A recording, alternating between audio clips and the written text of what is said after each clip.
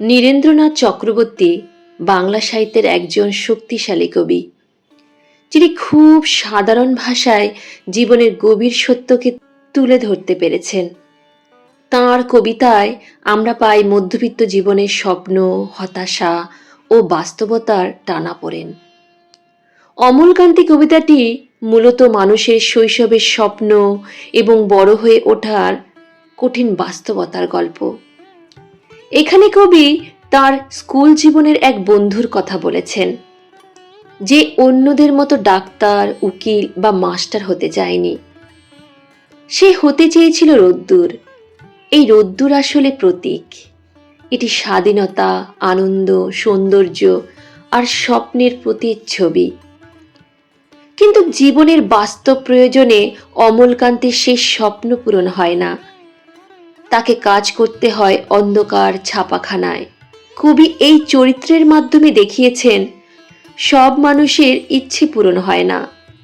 সমাজের চাপ ও জীবনের দায়িত্ব অনেক সময় মানুষের স্বপ্নকে চাপা দেয়। অমলকান্তি আমার বন্ধু। স্কুলে আমরা একসঙ্গে পড়তাম। রোজ দেরি করে ক্লাসে আসতো। পড়া পারত না। শব্দরূপ জিজ্ঞেস করলে এমন অবাক হয়ে জানলার দিকে তাকিয়ে থাকতো যে দেখে ভারী কষ্ট হতো আমাদের। আমরা কেউ মাস্টার হতে চেয়েছিলাম, কেউ ডাক্তার, কেউ উকিল। অমলকান্তি সেসব কিছু হতে চায়নি।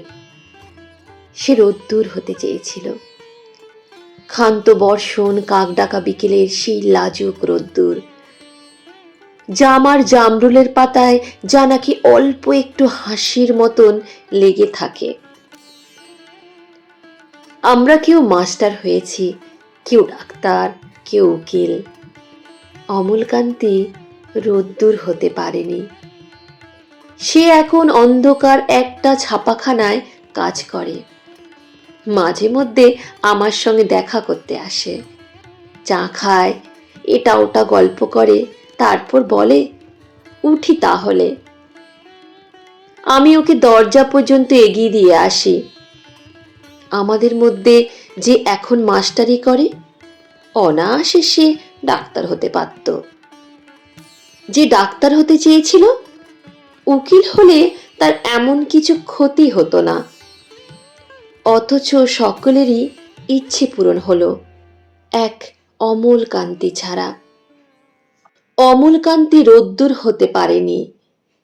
সেই অমলকান্তি রোদ্দুরের কথা ভাবতে ভাবতে ভাবতে ভাবতে যে একদিন রোদ্দুর হতে চেয়েছিল। এই কবিতা আমাদের শেখায়, শুধু পেশা নয়, মানুষের ভেতরের স্বপ্নটাও গুরুত্বপূর্ণ। অমলকান্তি এক ব্যক্তির নাম নয়, সে আসলে আমাদের সকলের অপূর্ণ স্বপ্নের প্রতীক।